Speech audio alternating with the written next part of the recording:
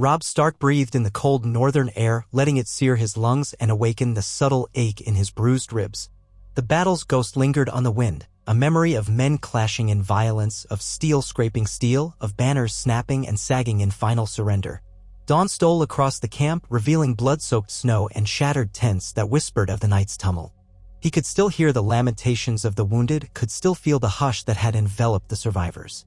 Yet, as he stood there in the pale morning light, he was alive, and every breath felt like a gift the gods had nearly withheld.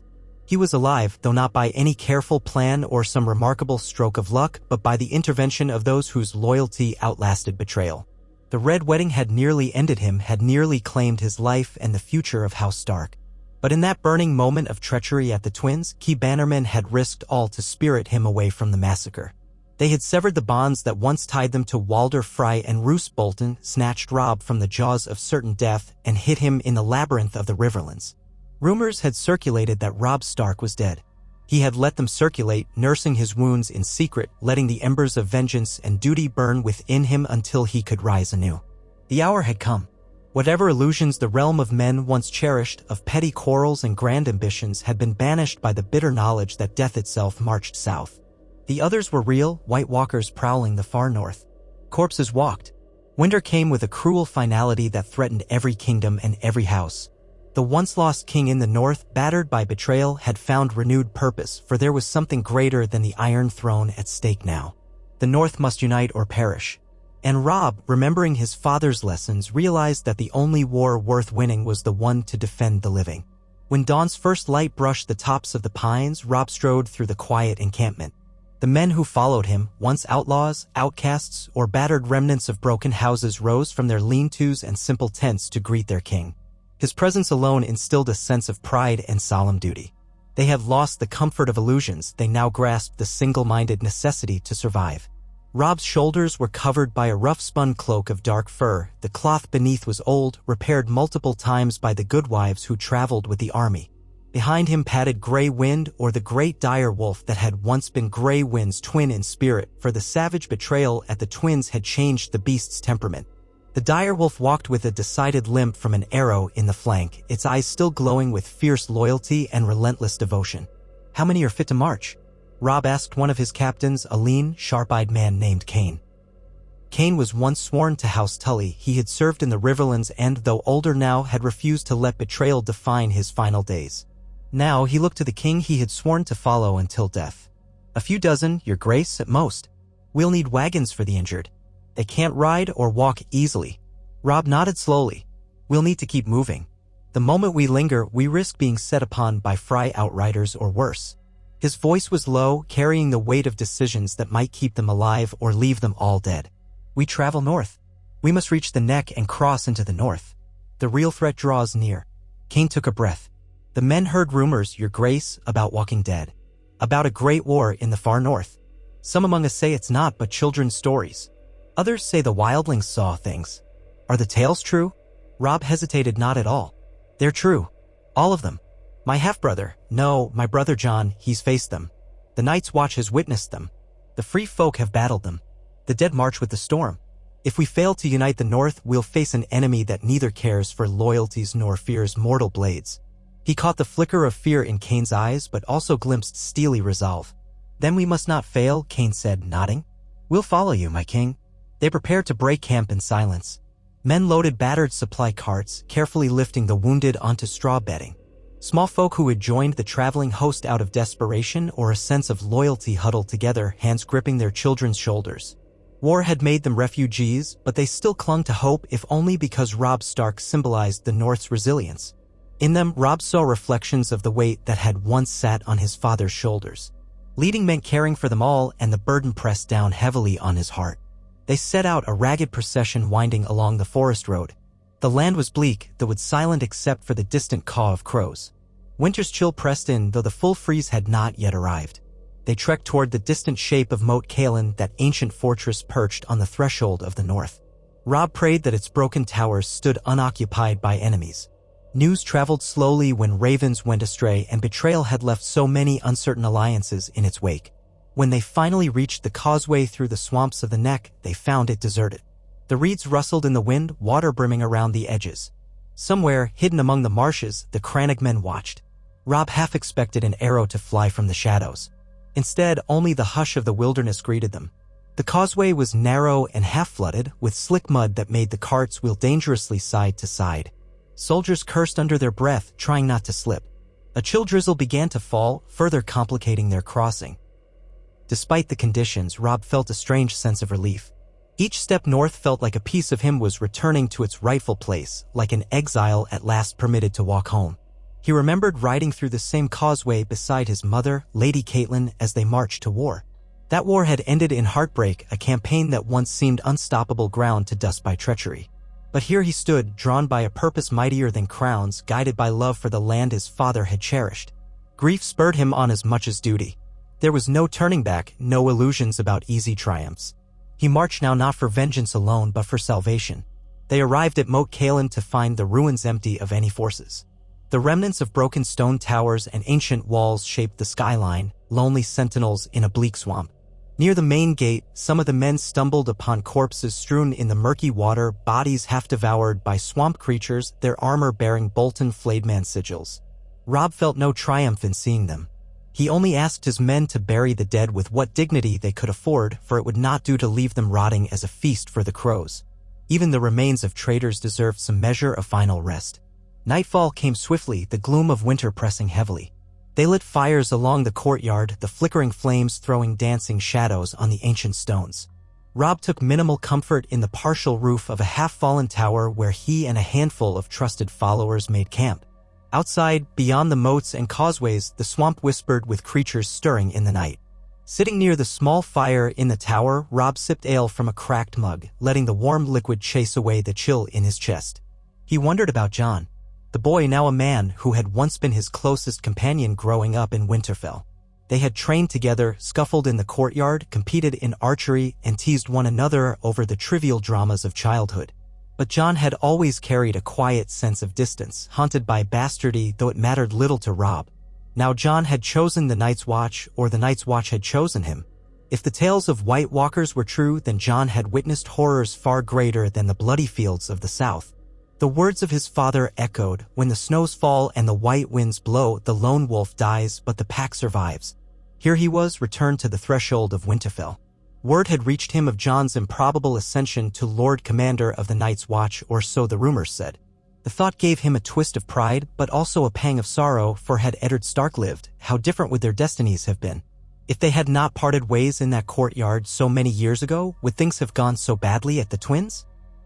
Dwelling on such questions never yielded answers, but in the silent hours of the night, Robb found he could not help but wonder. At dawn, they continued northward. The drizzle turned to sleet, lashing their cloaks and making the road treacherously slippery. Scouts scoured the forest roads ahead. Signs of Bolton patrols lingered, hoof prints, broken branches, even an abandoned campfire or two, but no direct confrontation materialized. It felt like the quiet before the wrath of a looming storm. Each passing day, the weather grew colder, the sky more leaden. Winter's arrival was not only heralded by the cold but by that sense of hush that falls on the world. As they neared Winterfell, Robb felt his heart pound. He did not know what to expect. The last he had heard, the Boltons had seized his home. Ramsay Bolton was rumored to have done unspeakable things within those ancient walls. Robb's grip tightened on the reins of his horse. He tried to prepare himself, but no amount of mental steeling could quell the dread in his chest. Would he find Winterfell a charred ruin? What they found was a battered stronghold indeed. Winterfell's outer walls bore scorch marks from a great fire, and the castle gates were splintered. Signs of repairs were visible, but the work was half done, as though some labor force had begun only to abandon it in a hurry. The courtyard gates stood open, with a handful of corpses left to decay, Bolton uniforms stiff with dried gore. An eerie quiet hung over the castle, broken only by the cawing of crows perched upon the walls. Robb approached slowly, gray wind at his side, hackles raised. He signaled his men to spread out and remain vigilant. The courtyard was strewn with debris, broken barrels, burned timbers, a scatter of old bones. Moss had reclaimed parts of the once proud keep. A surge of fury and sorrow welled up in Robb's chest. This was his home, the seat of the ancient kings of the north, left in ruin and haunted by ghosts. But as his men moved deeper, searching the great hall and the old crypt entrances, they discovered small pockets of survivors, servants hiding in half-collapsed chambers, trembling and hungry. They spoke of a sudden withdrawal. The Boltons had marched their forces away some weeks ago, heading south in haste. For what purpose, none could say for certain. Perhaps they had heard rumors of Robb's survival and the gathering of northern houses. Or perhaps they had news from the south that demanded their presence. Whatever the cause, they had not left a large garrison behind, clearly believing no threat remained in this ruined keep. The few men that stayed behind had eventually succumbed to desertion or died in skirmishes with loyalist scouts creeping back. Robb's men quickly secured the castle, posted guards at the gates, and began the slow, grim task of cleaning up. The battered winter town outside the walls was nearly deserted, though a few families had clung to their hovels, surviving off meager stores of root vegetables and salted meat. To see the seat of Stark power so diminished wrenched Robb's heart. Yet, once again, he reminded himself this was no time for despair. He was home, and that was a start. For the better part of a week, Robb and his men labored to restore some semblance of life within Winterfell. They repaired what they could, though the tasks were monumental. Wagon loads of thatch and lumber were gathered. Wells were inspected and cleared. The battered gates were slowly fortified with new beams. Scouts were sent out in all directions to find any northern bannermen who might still harbor loyalty to the king in the north. And messages were dispatched with ravens or by riders urging all who loved House Stark to rally at Winterfell. If the Boltons had left, if the Freys were still in the Riverlands, then the north itself might be reclaimed by its rightful liege. Day by day, small trickles of men arrived, clanfolk from the mountains, fishermen from the White Knife, a handful of minor lords who had hidden from Bolton wrath. Word spread like wildfire. Some said that Ned Stark's son had returned from the dead, that he was forging alliances with a cause greater than any that had come before. Among them arrived men who had once doubted. Now they came with hope shining in their eyes, battered old armor strapped over their shoulders, swords at their hips. And with them came whispers of a dire, inhuman threat beyond the wall. Most had heard the stories, few truly believed them. But as they glimpsed the same steel in Robb's gaze that once burned in Ned Stark's, they found themselves less certain of their old certainties. Maybe the dead did walk. Each day, Robb roamed Winterfell's precincts, letting memory wash over him. The broken gatehouse evoked an image of him as a boy bounding up the walkway with Jon. The stables charred black where they had brushed down their horses side by side. The great keep, standing in partial ruin, conjured thoughts of feasts and singing. Shadows of his siblings haunted the corridors. Bran climbing the walls, Arya running with that wooden sword she never put down, Sansa dreaming of songs and fairy tales, Rickon toddling after Shaggy Dog. For a moment, he allowed himself the indulgence of grief, tears slipping down his cheeks in the privacy of an empty corridor. Then he steadied himself. Each memory was a vow to restore what was lost. Meanwhile, the nights grew colder. Mists clung to the walls at dusk, creeping into the courtyard like pale phantoms. Snow fell in thin flurries that dusted the towers and blanketed the godwood. Robb often retreated there, gazing upon the ancient weirwood with its solemn face. The red leaves whispered with the wind. He would kneel and bow his head, praying for strength, for guidance, for forgiveness for failing to protect his family. The old gods answered with silence, though in that silence there was a sense of watchfulness, as though the heart tree itself acknowledged the return of the Stark bloodline. One dawn, while Robb was finishing his inspection of the newly fortified walls, a shout erupted from the gatehouse. Riders approached from the north, black-clad riders with a single standard of the direwolf. At first, Robb's heart leaped to his throat, fearing it was some trick. But as the riders drew near, he recognized the distinctive arrangement of their uniforms. He recognized, too, his brother, astride a black horse, cloak whipped by the wind, a sword at his side, Jon Snow, and beside him, figures in pelts and mismatched armor, the free folk, if Robb had to guess. Could it be? A handful of sworn brothers of the Watch trailed him, but they were accompanied by wildlings. Robb rushed down to the courtyard, gray wind bounding at his side. His heart hammered wildly, uncertain if this moment was real or an illusion. Jon dismounted, his hair damp with melted snow, his breath puffing in the cold air. He looked older, more careworn. Scars marred his face, and the lines of responsibility etched his brow. But the moment he saw Robb standing there, alive, a fleeting smile touched his lips. He took a few steps forward, as if searching for confirmation that this was not a dream. Robb crossed the yard in swift strides, and they met in a rough embrace, each feeling the weight of battles lost and won in the other's arms. "Gods be good," Jon muttered, voice thick with emotion. "I heard the rumors. I prayed they were true." His eyes glistened. Robb swallowed hard, gripping his brother by the shoulders. "I thought you were lost to me too, beyond the wall, locked in some hopeless war. Then the rumors found their way here, that you were Lord Commander, that you were forging alliances with the Free Folk to fight a threat far greater than we could imagine." Jon's expression turned grim. "They're more than rumors. The White Walkers are real. They have an army of the dead that grows every day, and it won't stop at the wall. It will sweep over the living unless we unite." Robb nodded. "Then we stand together as we should have all along. The North remembers, and the North will rise to defend all of Westeros if it must." It was then that Robb noticed the silent presence at Jon's side. A tall woman with fiery red hair braided back, dressed in a mix of furs and leathers, a bow slung across her shoulder. A wildling to all appearances. Her gray eyes flickered to Robb with equal curiosity. Jon introduced her simply as Ygritte's friend, Val, a valued guide among the Free Folk. She gave Robb a nod, more polite than one might expect from a wildling. And there were others. Tormund Giantsbane, a barrel-chested man with a bushy red beard, who greeted Robb with surprising warmth and a hearty slap on the back, proclaiming him a proper Stark. Several sworn brothers stood behind them, glancing around Winterfell's courtyard with somber wonder, for few of them had ever traveled so far from Castle Black. That night, Winterfell's great hall, though not fully repaired, played host to a gathering unlike any in living memory. Beneath the flickering torches, knights, crannogmen, clanfolk, freefolk, and black-cloaked men of the Night's Watch broke bread and shared salt, forming a fellowship that would have been unimaginable mere months ago. Tormund boomed laughter, regaling all with accounts of the hardships beyond the wall, while Val quietly observed, occasionally offering a pointed correction. The men of the Watch seemed guarded, yet respectful of Robb's authority. They came at Jon's urging, trusting in the word of their Lord Commander that House Stark offered the best chance at unity. Robb watched from the high table, what remained of it, nursing a cup of mulled wine.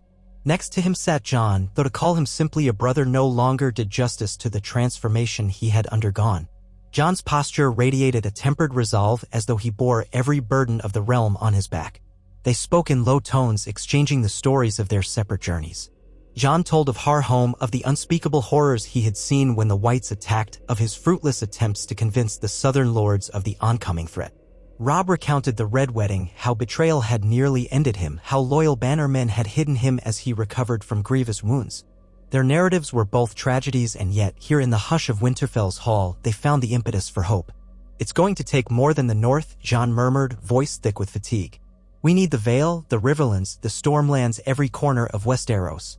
The dead don't care for borders." "We'll start with the North," Robb replied. "We gather the loyal houses, rally them to our cause. We'll show them proof if they need it. Your presence here, along with the Free Folk and the Watch, will open their eyes. Then we must send envoys south, plead with every lord who still has honor left in his bones. 1,000 petty grudges must be set aside if we're to survive the long night." Jon's gaze shifted to the flickering flames of a nearby brazier. "And if some refuse?" Robb's jaw tightened. "Then we do what we must. Winter is coming for them as well as for us." A hush fell between them, and in that hush, an unspoken realization settled.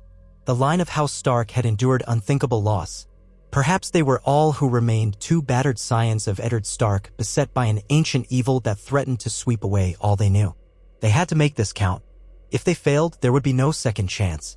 In the days that followed, the Stark banner was raised high over Winterfell once more. Ravens carried messages to every corner of the North, and men spoke in hushed awe of how the living would stand or fall together. Lords began to arrive in trickles. Lord Mandoli from White Harbor, the remnants of House Serwyn, Lord Glover, and others who had once bent the knee to the Boltons out of fear but yearned for a chance to right their wrongs. They found their king waiting, alive and unwavering in his conviction that the true war was not for crowns but for survival. The presence of Jon Snow, the Lord Commander of the Night's Watch, lent the dire urgency that winter demanded.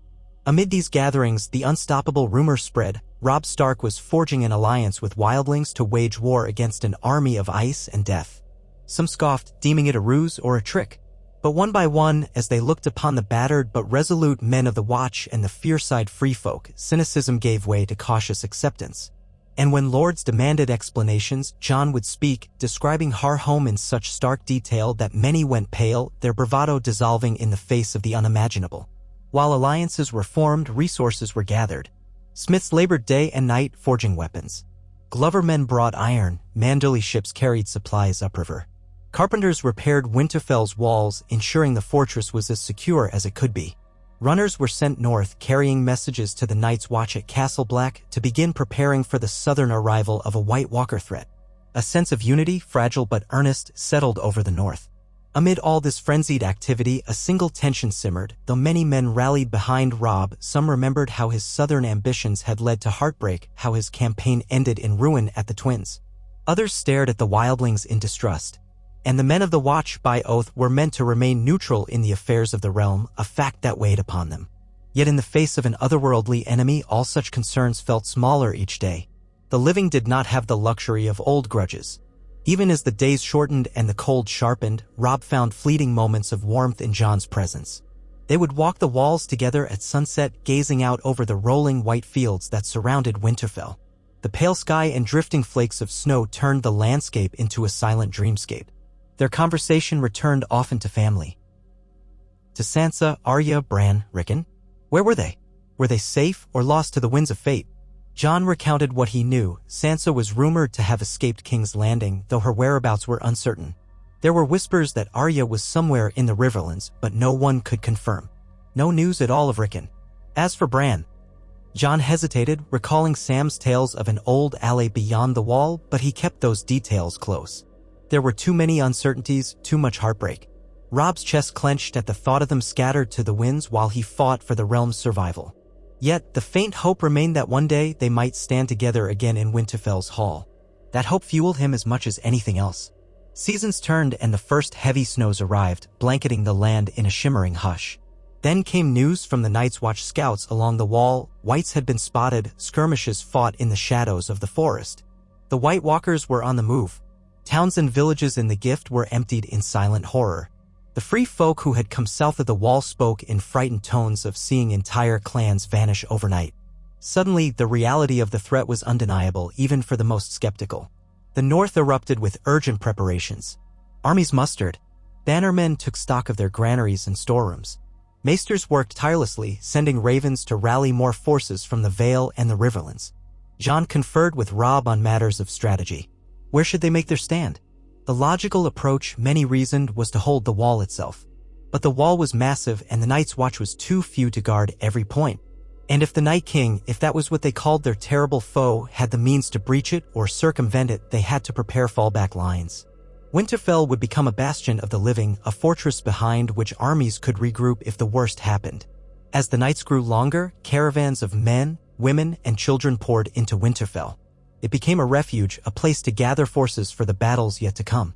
The great hall overflowed with cots and tables. Cookfires lined the courtyards. There was no question of etiquette or precedence in seating. Lords and small folk alike huddled close, watching the swirling snow outside the windows. Each day new arrivals from the outer edges of the north brought stories of frozen horrors. Some wept, describing reanimated loved ones. Others wore blank stares, their souls gutted by what they had witnessed. Yet through it all, Robb Stark stood firm, offering a reminder that they were Stark bannermen, that they had not yielded through thousands of years of winter and would not yield now. Messengers returned from the Vale with uncertain tidings. Littlefinger, the new Lord Protector, was rumored to be consolidating power around the young Lord Robert Arryn. The Vale's famed knights might or might not respond to the North's plea. From the Riverlands, they heard that the Freys had fractured, divided among themselves, with some forces pinned down near Riverrun. The Lannisters, locked in their own struggles, had not lifted a finger to help. Stannis Baratheon had marched north once, but rumors suggested a tragic end at winter's extreme mercy, with only a handful of survivors. The entire realm was in disarray, battered by war, plagued by petty vendettas. And through that turmoil, the dread of the White Walkers crept south like a silent plague. Robb, in consultation with Jon, decided to muster a great host near the wall itself. The logic was clear: if they could halt or slow the army of the dead at the wall, the rest of Westeros might be spared. If the wall were bypassed or shattered, the unstoppable tide would pour south with no defense but scattered armies.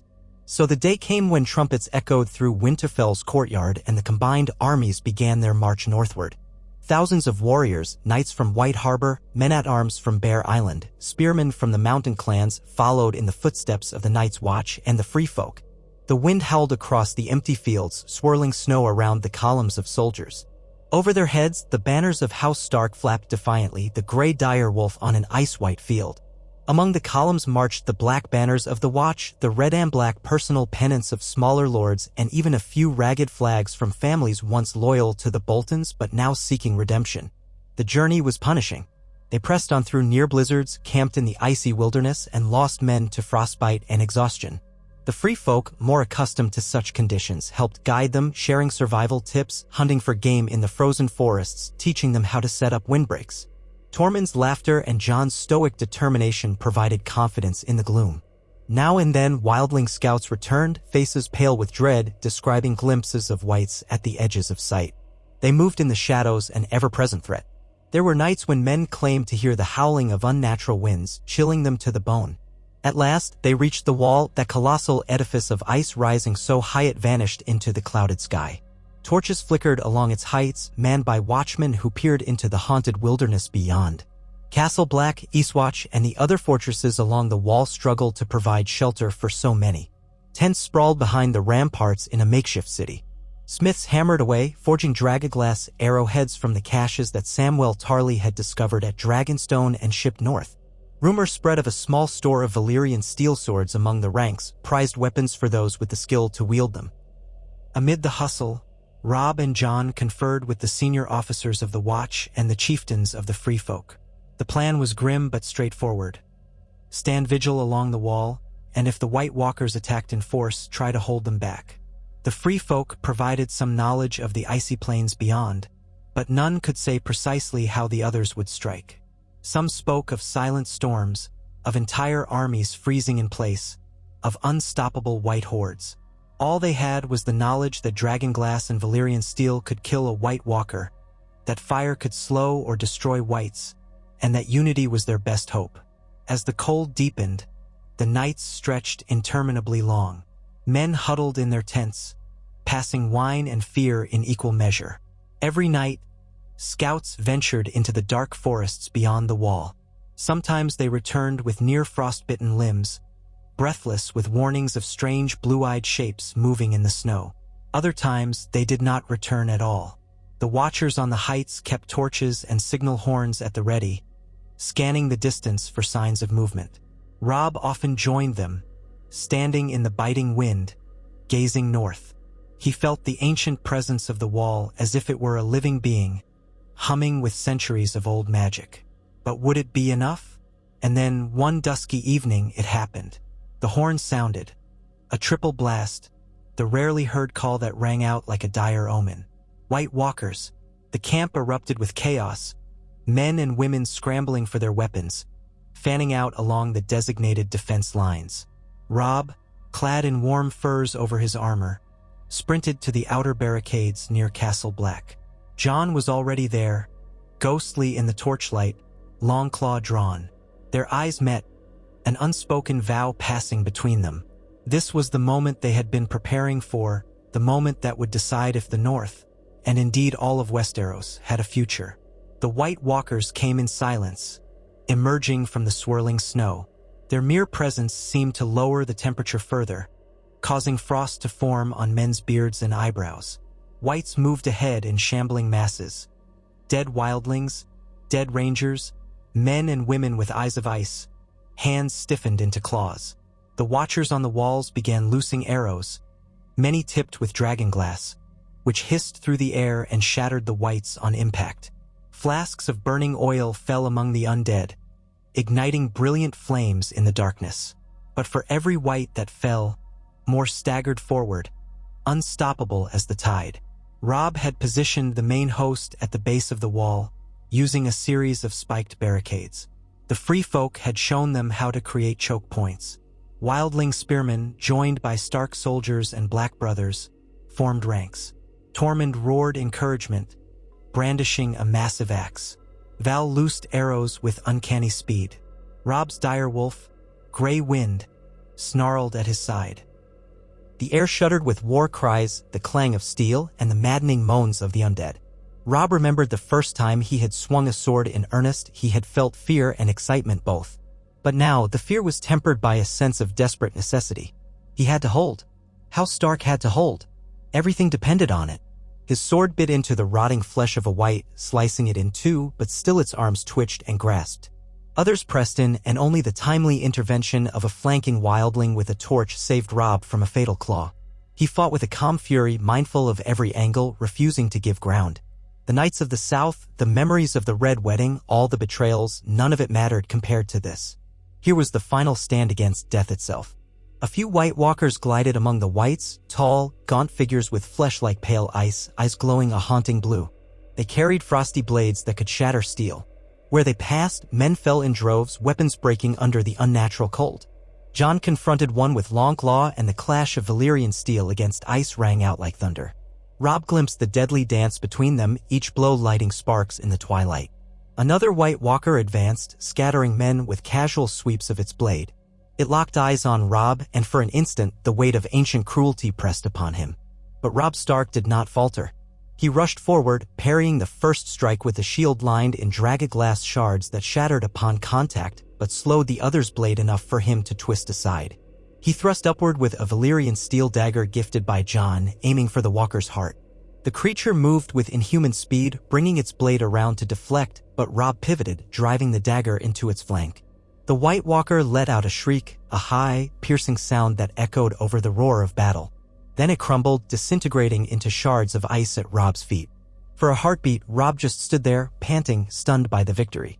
Gray wind snarled and lunged at the remains, but there was nothing left to tear apart except frost. Then the chaos swept him up again. Whites came in a relentless wave, though some reeled as if disoriented by the Walker's demise. Lines of men were forced to give ground. Fire was their greatest ally. Where flames roared, the whites faltered, crisping and collapsing. Yet the defenders grew tired, arms trembling with the fatigue of constant fighting. Men stumbled, fell, and disappeared beneath clawing corpses. The ground was slick with freezing blood.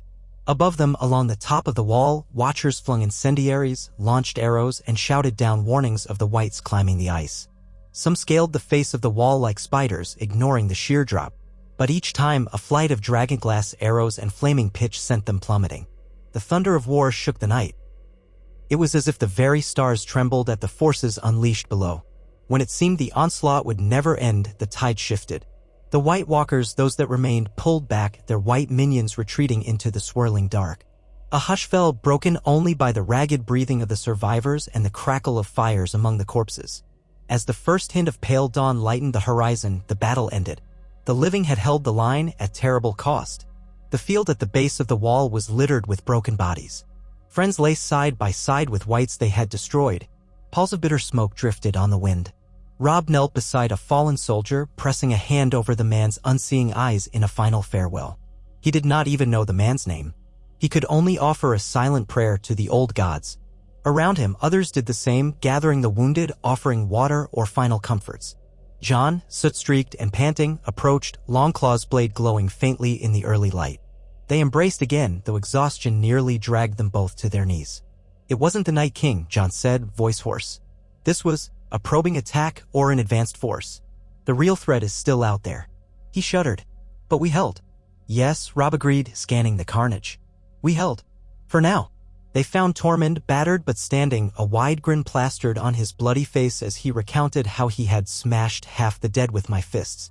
Val helped tend the wounded in a makeshift infirmary. The men of the Night's Watch reinforced guard rotations, expecting the worst. But for that day, and for several days after, the others did not return in force. Scouts ventured beyond the wall and confirmed that the main host of the undead had not yet advanced. Perhaps they were massing strength, or perhaps they had some more malevolent design. In that eerie lull, the living took stock, burying the dead, mending weapons and armor. No one deluded themselves into believing the war was won. It was only the first taste. If the full might of the White Walkers descended, the fragile alliance would be tested in ways they could scarcely imagine. Yet in their survival, they found a spark of renewed determination. They had proven that unity could stand against the darkness, that mortal hearts would not easily yield. Hope was a frail, flickering candle in the vast night, but it was not extinguished. Messengers were sent south, carrying news of the battle. Perhaps the rest of Westeros would listen now, moved to send reinforcements, forging alliances free of petty squabbles. Robb took to the ramparts often, gazing north, remembering the face of the White Walker he had slain. So ancient, so pitiless. But it could be killed. If that was true of one, it was true of others, of all of them, even their Night King. The knowledge tempered his fear. Standing there on the icy wall walk with the wind howling around him, Robb closed his eyes. He recalled his father's voice, "The lone wolf dies, but the pack survives." He was not alone. His brother stood at his side, an army of northerners and free folk behind them. The memory of the Starks who had gone before pulsed in his heart. Yes, there would be more battles. Yes, the nights would lengthen further, and the horrors might break upon them like a black ocean. But he was Robb Stark of Winterfell, king in the north, and he would stand against the tide of death, bound by love, loyalty, and the unyielding will of the north. The moment of silence ended when Jon placed a hand on Robb's shoulder, the two of them framed against the endless wastes of ice. Together they watched the horizon, each bracing for the next wave of darkness. Yet in that quiet stretch of time, they breathed as one, hearts synchronized in the solemn vow that they would fight for the living, no matter the cost. For the cold winds were rising, but so was the unbroken spirit of House Stark, and with it, the promise that night was darkest just before the dawn. Robb Stark awoke to the distant howl of the wind. In his dreams, he had been running barefoot through the snowy woods of his childhood, chasing shadows with Jon at his side. Now, in the icy pre-dawn hush, he found himself in one of the small chambers near Castle Black's common hall, wrapped in furs and listening to the mournful whistle of the gale outside. His limbs felt stiff, the old bruises and scars throbbing from the first White Walker assault, a brutal engagement that had proven they could bleed, that they could kill these ancient creatures of ice and malevolence. But it had also cost them dearly, and winter was only tightening its grip. He pushed himself up from the thin mattress, wincing as he rolled his shoulders. A faint glow filtered through a narrow arrow slit, just enough to hint at the coming of dawn. He could hear men stirring in the corridors, the shuffle of boots on stone, the faint clatter of bowls in the mess. The army they had gathered, Night's Watch, Northern Bannermen, free folk, was restless. Too many men cramped into a fortress never meant to hold such numbers. Outside the castle walls, the sprawl O.F. tents stretched out into the whiteness. A makeshift city perched in the path of oncoming doom. Robb rose, swiftly dressed in layered clothing, and slipped his sword belt around his hips. Gray wind had remained near his door through the night, and as Robb opened it, the great direwolf thumped his tail once in greeting. He bent to scratch the beast's ears. The affection in the animal's strange yellow eyes eased some of Robb's tension. Gray wind had been with him since the direwolf pup's discovery in the snow, and they had endured horrors that would have broken lesser bonds. Even the arrow wound the wolf once suffered at the twins had healed to a scar, though the limp was still noticeable. Robb often wondered if Gray Wind felt echoes of the same ghosts that haunted his master. The corridor was dimly lit by torches in iron brackets, each flame dancing in the draft. Jon Snow's voice reached Robb from further along, low and insistent. A handful of watch officers were conferring with him in the open space near the entry to the yard. Robb made his way toward them, Gray Wind padding at his heels. The men parted, showing him the respect due a king, though their eyes betrayed the weight of unrelenting tension. Jon looked up, his worn features softened slightly. "Morning," he said, though his tone held no warmth. "We've just had a report from the scouts, north of the wall, beyond even the haunted forest." "What news?" Robb asked, bracing himself. Rarely did the Rangers bring anything that could be called good news. More often, they returned pale-faced, half-frozen, with stories of silent watchers in the trees. Jon exhaled, the plume of his breath visible in the cold corridor. "The White Host is larger than we feared. They're amassing in a region once occupied by scattered free folk villages. Thousands, Robb, maybe tens of thousands. The scouts are certain the White Walkers themselves are commanding them from deep in the woods. They spoke of a figure on an undead horse, white as snow, leading them farther south." "How far from the wall?" Robb asked, keeping his voice measured. "They're moving slowly, but the scouts estimate they could reach us in a little over a fortnight. Maybe less if the weather stays calm. The wind has died down a bit, which means they can travel faster." A hush fell. Men of the watch exchanged grim looks. The memory of the first attack, the shriek of White Walkers, the moan of whites as they hurled themselves at living flesh, was etched into their minds. that had been only a probing force. Now they would face the brunt of the Night King's full might. "We'll have to hold them at the wall," Robb said, voice low. "We've no other option. If they break through here, there's nowhere else to make a stand." Jon gave a tight nod. "Agreed. We'll concentrate our strength at Castle Black and Eastwatch. I've dispatched some of our stronger archers to reinforce the western castles, but we lack the men to hold the entire length. If the others spread out, we'll have to scramble." One of the Black brothers cleared his throat. "Lord Commander, the outer trenches near Castle Black are nearly dug. The free folk have been helping, but it's slow going in the frozen ground. We can line them with sharpened stakes, maybe coat them in pitch. If we can funnel the whites, a few well-placed fire traps could be the difference." "Do it," Jon said, then glanced to Robb. "We can't rely on the wall alone. Even a barrier of ice 10 times this size might fail if the magic holding it is undone." "We'll protect it as best we can," Robb agreed, meeting his brother's eyes.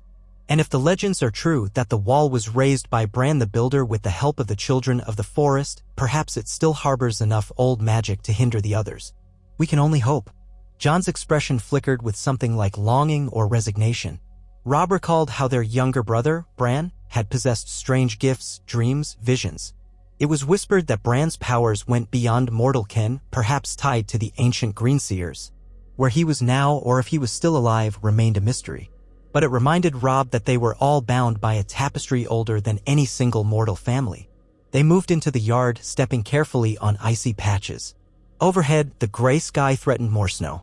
The gathered men and women were already stirring, the Black brothers stoking fires, Mormont's raven hopping along the top of a low wall, the free folk lashing down tent flaps. A few northern knights in heavy cloaks huddled near a makeshift armory, discussing the merits of dragonglass-tipped spears versus steel lances. Tormund Giantsbane, clad in furs that made him appear thrice his size, was bellowing instructions at a group of wildling youths on how to hold a spear properly. His laughter echoed, raucous and uncontained, like an attempt to defy the gloom. Nearby, Val supervised a group of archers, her bow slung across her back while she repositioned the novices' elbows and shoulders. Robb studied them all with quiet admiration. This alliance might have been impossible in a saner world, but the threat of total annihilation had forced walls to crumble, both literal and metaphorical. If there was one scrap of good in all the horror, it was that the living could unite against a common enemy when everything else was stripped away.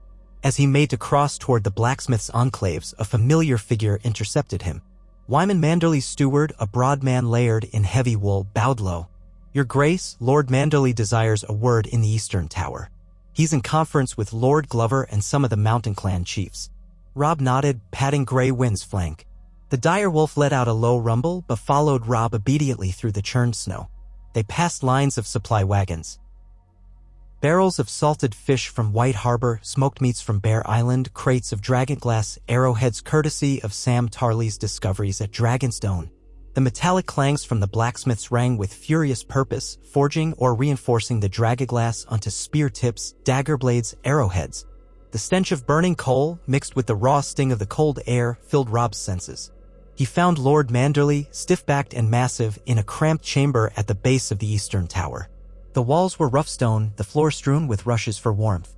Around a simple wooden table stood Galbart Glover, a tall man with a lined face, the grizzled chieftain of the little clan, clad in patchwork furs, and several others representing smaller northern houses. They saluted when Robb entered, calling him Your Grace or My Lord, though a sense of familiarity softened the formality. These men had once known him as a youth in Winterfell, but the brutal flow of events had elevated him into a figure of myth for some, rumor for others, and a renewed king for many. "My lords," Robb greeted. He took in the tension etched on every face. "What's our concern?" Wyman Manderley spoke first, wiping sweat from his brow. "We have serious doubts about lasting the winter. Our supplies might hold for a time, but if the others besiege us here for weeks or months, we'll run short before the thaw. We can send riders south to try to procure more grain, but with the Riverlands in chaos and the Vale uncertain, we may not find enough." Galbart Glover frowned. "I've dispatches from Deepwoodmont. They can spare some stores, but it's not enough to feed an army this size for long. Not to mention the free folk who have no reserves of their own.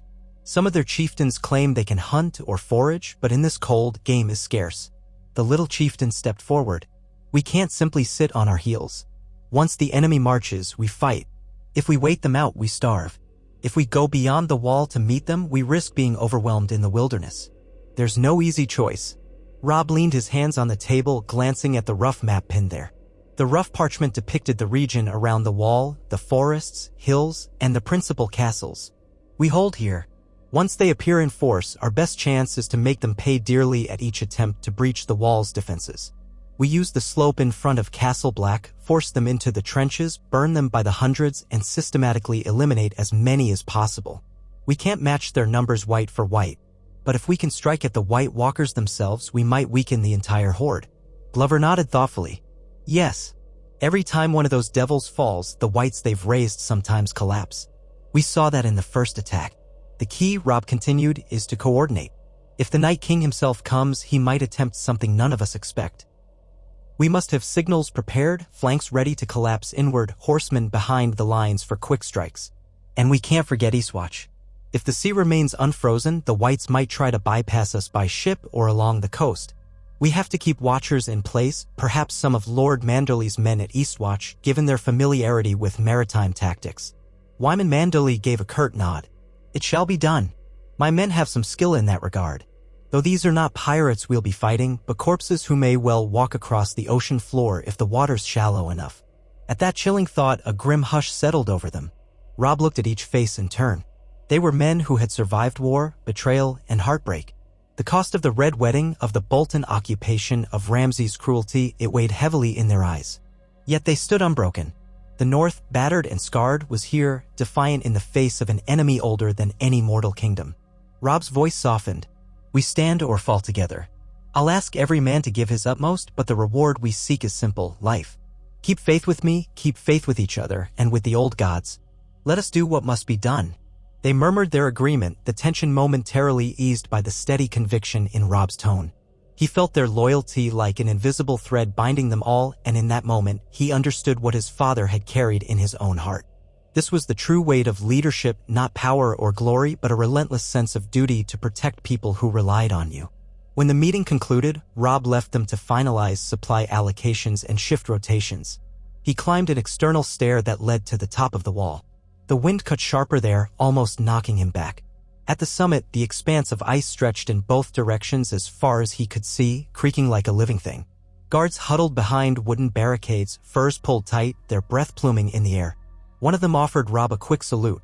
He returned it, then gazed out over the edge into the vast white wilderness beyond. The haunted forest lay below, a tangle of snow-draped trees and drifting fog. Somewhere out there, the White Walkers gathered, marshaling an army of dead men and beasts. He pictured the swirling lines of whites, thousands upon thousands, shrouded in silence, their eyes glowing with the icy death that had claimed them. Farther still, if the tales were true, the Night King waited, an entity of cold intelligence older than the Seven Kingdoms, older perhaps than the wall itself. John joined him at the edge, stamping his boots to shake off the cold. They didn't speak at first, just peered into the distance.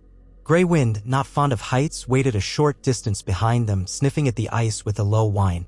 After a while, John said quietly, I never imagined things would come to this. Us standing side by side on the wall, preparing to fight the army of the dead. Robb offered a small, wry smile. It was only a few years ago we were lads sparring in Winterfell's courtyard. You'd beat me in practice sometimes, but I was too proud to admit it. Now look at us. John's breath caught in the cold.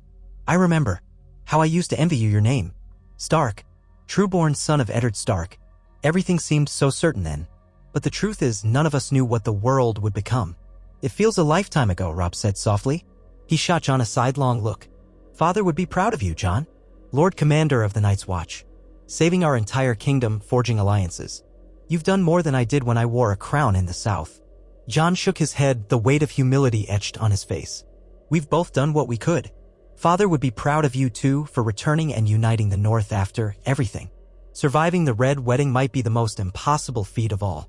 But we can talk about pride after we've kept the dead at bay. Yes, Robb agreed, voice hushed. We still have a battle to win. They lingered a while longer, side by side in companionable silence. Despite the bitter cold, something in Robb's chest felt warm. They were two wolves of the same pack, battered by fate but standing together at the edge of the world. In the days that followed, the camp rumbled with frenetic preparation. Word reached them that more northern bannermen and some brave Riverlands volunteers were braving the winter roads to join. A small contingent of Knights of the Vale had even been sent, albeit hesitantly, under the leadership of Lord Royce. Perhaps Peter Baelish had decided the Vale should not stand idle while the realm froze. Supplies from scattered sources trickled in. More dragonglass shipments arrived from the south, courtesy of Samwell Tarly's efforts to persuade the new lords of Dragonstone, whoever they might be. Reports were murky, to keep the deliveries coming. Each new store of weapons felt like a sliver of hope. Robb devoted himself to training alongside men from every walk of life. He sparred with wildling raiders who specialized in dual-wielding hatchets, learned from Black Brothers how to perfectly angle a dragonglass spear, and tested new crossbow prototypes Manderley's men had devised to fire heavier glass bolts. There were tensions, fistfights broke out, old grudges sometimes bubbled up, but each time, Robb or Jon intervened, reminding everyone that their survival depended on unity. Most came to understand that no petty feud mattered when the penalty for disunity was a fate worse than death. Outside the gates, near the trenches, Tormund's booming voice carried over the wind. "Don't be soft with those spear points. Ram them in the ground firm enough to skewer a mammoth. If we're lucky, we might even get ourselves an undead giant to kill, and you'll want those spikes fixed proper." The notion of undead giants made some new recruits blanch. Robb, overhearing, couldn't help but grimace. It was no jest. The free folk had spoken of giant clans beyond the wall, some of whom had been lost to the White Hordes. At night, in the relative warmth of Castle Black's hall, Robb found moments to speak quietly with Jon about their past and, more importantly, their uncertain future. Jon confided that he felt haunted by the weight of leadership. "The Night's Watch vow is to protect the realms of men, but never did I imagine it would come to something like this. If we fail," he didn't finish the sentence. He didn't have to. Robb placed a hand on Jon's shoulder. "We won't fail. Too many have sacrificed everything already. If it comes down to that final stand, we'll stand together." One late afternoon, as the sky began to bruise purple, a party of rangers returned, half of them wounded. Their leader, a grizzled man named Whitley, collapsed at the gates. Jon and Robb hurried forward to help him. He sputtered out in a trembling voice that they'd encountered a white walker near a frozen stream, and it had spoken. Not in the common tongue, but a sound like crackling ice. Then it called the dead from the very ground, raising the skeletal remains of men long gone. The rangers had to flee. 3 of their number had been lost, 1 carried off screaming into the trees. The notion of a walker speaking, conjuring wights from the soil itself, made something coil in Robb's gut. Their foe was no mindless force but a cunning adversary, perhaps even cunning enough to exploit weaknesses in the living's defenses. That night, the horns blasted again, one long note, then another, for rangers returning. A second group came back with a similar report, sightings of large gatherings of wights in the forest, as though they prepared for a coordinated push. The tension in the camp became stifling. Men walked with eyes wide, as if expecting to see ghostly shapes in the shadows. Finally, the day arrived when the horns sounded 3 times, echoing across the frosty wastes in a wail that chilled every spine. Wights had been spotted approaching in a vast column from the north. Robb, Jon, and their officers scrambled into action. The watchers on the height of the wall signaled the shape of the enemy lines, thousands upon thousands, trudging silently over the snow. Their progress was slow but inexorable. The day was overcast, a hollow white sky that seemed to merge with the land. No wind, no great storm, just a dead quiet that magnified every heartbeat. Robb stood atop the gatehouse leading down to the courtyard, shouting orders to the assembled defenders. He wore layered armor, fur-lined to stave off the cold, a stark dire wolf sigil on his chest. Gray wind prowled the walkway, hackles raised, sensing the dread in the air. Jon was off to the side, ensuring the Night's Watch archers were in place. Tormund, Val, and the free folk manned the palisades near the trenches. Lords Glover, Manderley, and the rest took their positions along the flanks, swords and shields ready. Drums began to beat, a thunderous rhythm to unify the disparate ranks. This was it, the culminating clash that would decide the fate of the North, perhaps the fate of the entire realm. From atop the wall, a horn blast, the enemy was within arrow range of the massive scorpions mounted on the ice ramparts. Great bolts tipped with dragonglass were loosed, whistling through the air. Some found their mark among the leading ranks of wights, skewering them. But the silent horde pressed on. Among them, towering silhouettes moved, giants reanimated with ghastly rictus grins, rotting flesh drooping over massive bones. Their steps made the ground tremble. As they advanced within 100 yards, the watchers gave the signal, flaming arrows streaked down, igniting pre-laid traps of pitch. Walls of fire erupted in front of the undead lines, sending up clouds of black smoke and a scorched stench. Wights staggered into the flames, limbs alight, collapsing. But more surged from behind. The entire line of the living braced. It was then that the White Walkers made their presence known, stepping through the swirling smoke like wraiths. Their ice-bladed weapons glinted in the firelight, their eyes glowing cold. The air temperature seemed to drop around them, frost coalescing on the ground. Robb glimpsed at least 6 of them spaced along the enemy ranks, each commanding clusters of whites. A few brandished spears that radiated cold mist. Somewhere behind them, half hidden in the haze, a figure more imposing loomed on a dead horse, crowned in a horned silhouette of ice. Robb felt a shudder run down his spine. The Night King had come to the wall. Arrows rained down from both the top of the wall and the ramparts behind the trenches.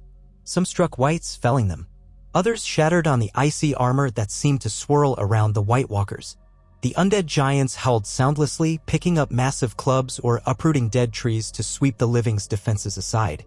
Robb bellowed an order, and a line of catapults launched casks of burning pitch over her head. The flaming missiles crashed among the front lines of the horde, scattering whites and unleashing gouts of flame. Then the whites reached the trenches. Some fell into the sharpened stakes, impaling themselves. Others were consumed by flames when the defenders hurled torches into the moats doused with oil. Screams, human, inhuman, filled the air, along with the crackle of fire and the dull roar of the mass.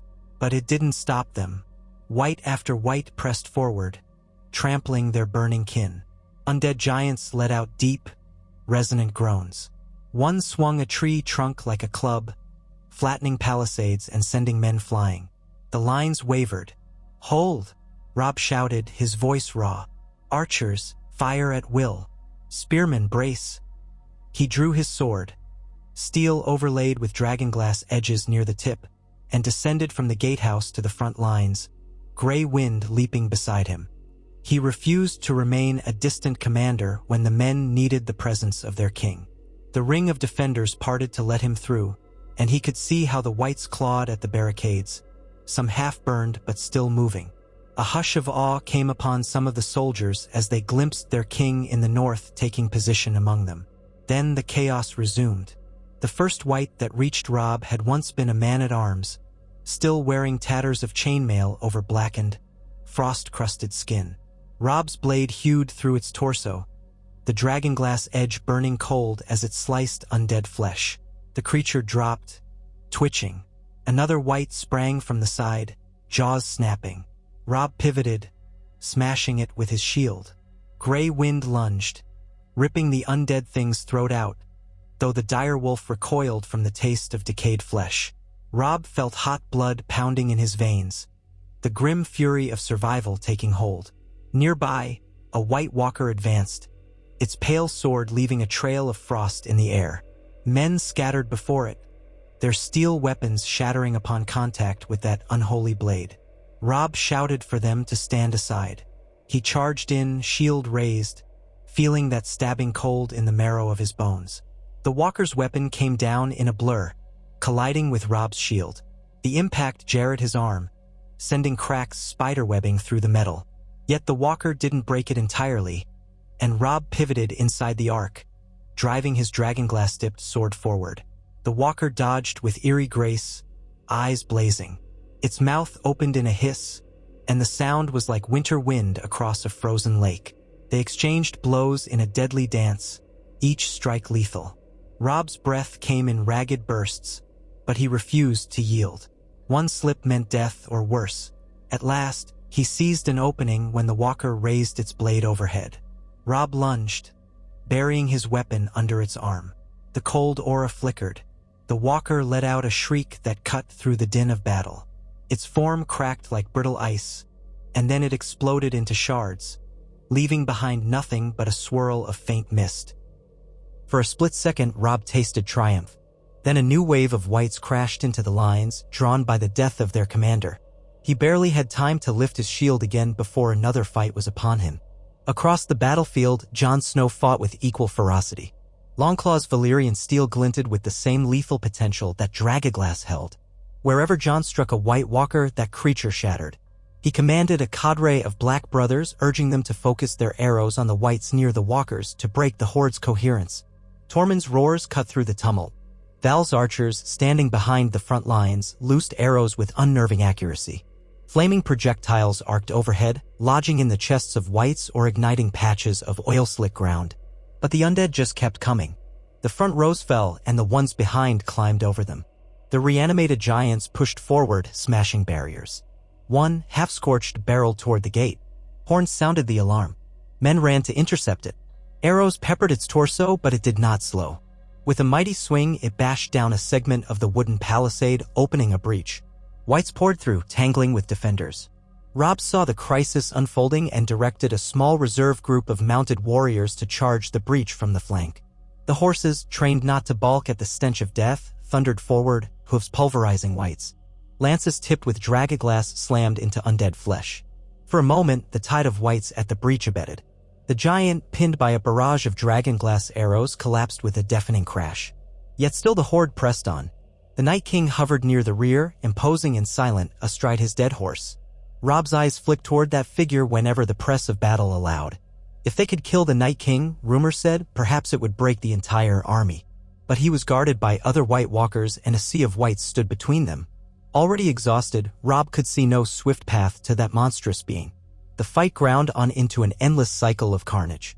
Men fell, screaming or silent, dragged down by clawing hands.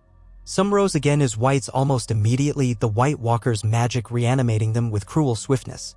Shouts of horror erupted when newly fallen comrades staggered to their feet, eyes glowing. Some defenders faltered at the sight, only to be torn apart. The only mercy was the ring of fire behind the living lines, where piles of corpses were dragged to burn, those claimed by the whites or destroyed by the living. Amid the frenzy, Robb lost track of time. The sky remained overcast, the sun hidden behind impenetrable clouds, so day and night became meaningless. His arms ached, his lungs burned. Frost caked the edges of his beard, but sweat soaked his brow. He would not relent. Whenever he stumbled, a friend or ally would hold out a hand, or gray wind would interpose with a fierce snap, giving Robb the chance to regain his footing. At some point, he glimpsed John crossing swords with a tall White Walker near the center, their blades sending shards of ice and sparks flying. John twisted and brought Longclaw down in a killing arc, cleaving the walker. The shriek of its demise ripped through the air, momentarily halting whites in the vicinity. The respite was barely seconds long, but it let John's men rally. Tormund capitalized, wading in with his axe, cursing the undead with every swing. Near the far edge of the battlefield, a group of wildlings had engaged another White Walker. The supernatural being flung them aside with terrifying power. Before it could press forward, arrows from Val's archers found their mark, each dragonglass tip biting into the walker's torso. It screeched and exploded into fragments. A flicker of hope. They were slaying White Walkers at a rate none would have believed possible a year past. But it was small consolation against the colossal wave of whites. Everywhere Robb looked, men were locked in desperate struggles. He saw Manderley's banner fall, the knight carrying it ripped apart by a cluster of dead. He saw a group of Vale Riders cornered by an undead giant. Screams, blood, the ring of steel on ice, it became a single cacophony of despair. Then the horns blared from atop the wall, 3 short blasts in quick succession, a signal. Robb flung a quick glance upward and saw watchers frantically pointing. Something dark was moving in the sky to the east. Robb's mind raced. Was it a storm? Another wave of whites? Then the watchers shouted in near disbelief, dragons? Dragons? The name Daenerys Targaryen had drifted through rumor for years, a queen across the narrow sea, mother of dragons reborn into the world. Some said she had landed in Westeros, others that she had marched on King's Landing. The truth had never been clear, overshadowed by the immediacy of the threat in the north. But now, from beneath the heavy clouds, 2 great beasts soared. Their silhouettes dwarfed the crows that wheeled overhead. Men on both sides of the battlefield paused in shock. In an instant, the 2 dragons swept down in a dive, unleashing jets of flame across the rear ranks of the White Horde. Torrents of unnatural blue-orange fire consumed hundreds of undead in seconds. The ground exploded into ash and cinders, the force so intense that even the White Walkers lurched away, raising arms as if to shield themselves. A roar went up from the living lines, an outcry of awe and savage joy. The beasts wheeled in the sky, one black and red, the other greenish bronze.